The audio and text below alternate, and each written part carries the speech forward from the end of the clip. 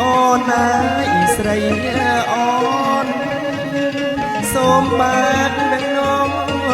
យកអូនមកតាមវេលាអូនបានក្នុងពេលព្រលឹម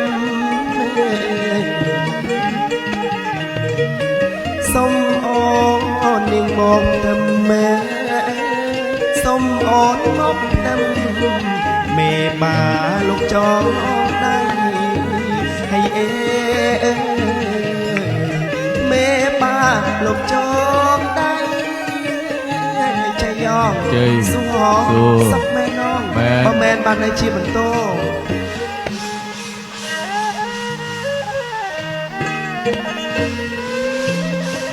អេសូមមកទាំងអ្នក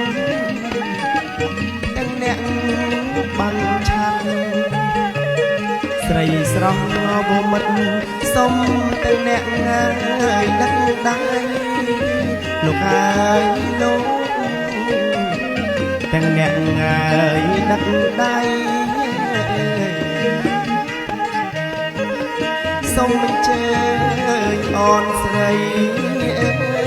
សូមអញ្ជើញអូនស្រីចេញ